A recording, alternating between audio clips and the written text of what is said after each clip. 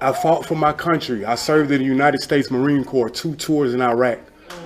I'm a proud countryman.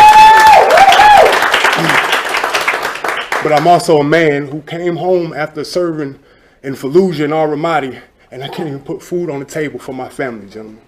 I can't even afford to put a roof over my child's head with the amount of money that I'm making.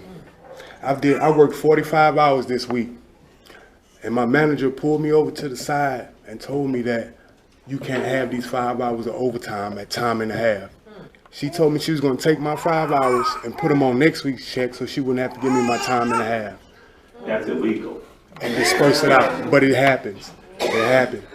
I served my great country, and I came home, and this is my passion. I love to cook for KFC. I like to feed the people. I like to see the smiles on their faces when they come in that store. I got a Purple Heart. I got wounded in combat. Guess where I was? I was back on the battlefield the next day. I don't want my son to look at me like I'm something less because I have to work for $7.25 when I bust my butt every day and I take pride in what I do, gentlemen. We have a voice and we want it to be heard. We want 15. We need 15. We deserve 15. I'm not.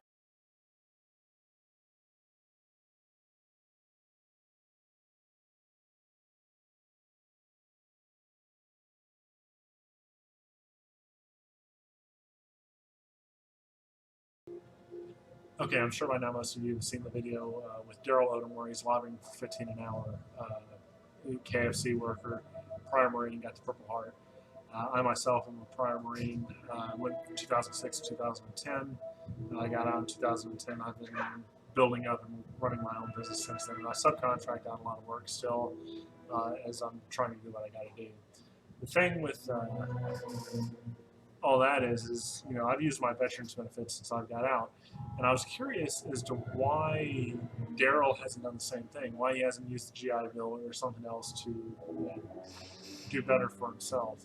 Because I was thinking, okay, you like making you know, food, seeing happy people and whatnot, great.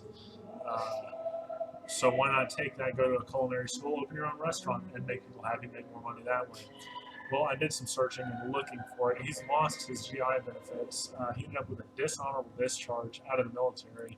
In 2008, he was arrested for first-degree forgery, and in 2009, he got 20 years for aggravated battery, in which he was just released earlier this year.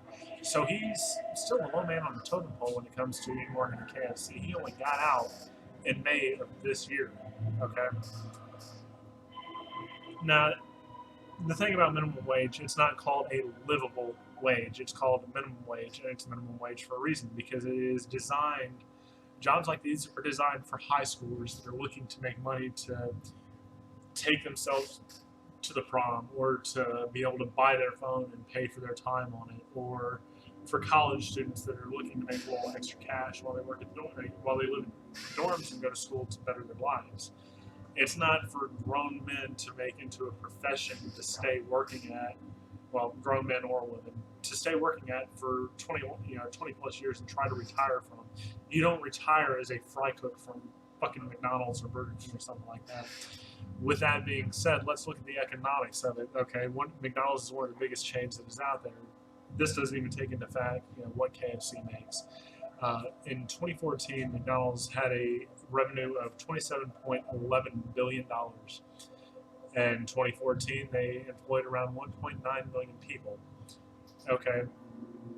Now, I don't know how much most of these people make, and I don't know how much, whether or not that number factors in CEOs and anything like that. But even that's irrelevant. Even if it did factor in CEOs and people that are franchise owners, let's set the minimum wage at 15 an hour for all these people, from the fry cook all the way up to the CEO, where they're all making the same amount, and call them that 1.9 million people. At that rate, they would be paying out $59 billion in employee wages, of which they only made 27.11. So that right there would put McDonald's under in what they make anyway. Okay, that's in a 40-hour work week. Now, if we change that to a 20-hour work week, they're still paying out $28 billion in employee wages. None of this includes costs of supplies or business expenses such as electricity, property, costs, taxes, inspections, and the like.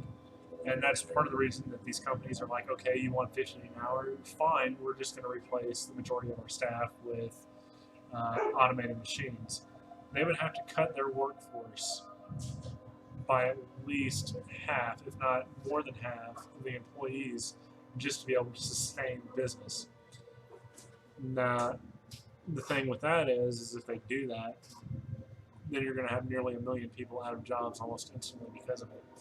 And the new 15 an hour would become the new 7.25 an hour, or whatever the current minimum wage is, because the companies that supply all this are also going to have to be making, paying out employees 15 an hour, at which point their costs would go up. So what they would be charging McDonald's costs would go up. So that $4 burger that you're eating is going to turn into a $15 burger. And that's just not feasible for anybody. I mean, if you really think about it in that sense. And that's what we really have to look at here when it comes to it. This job isn't for people who are trying to make a living wage or make a livable income.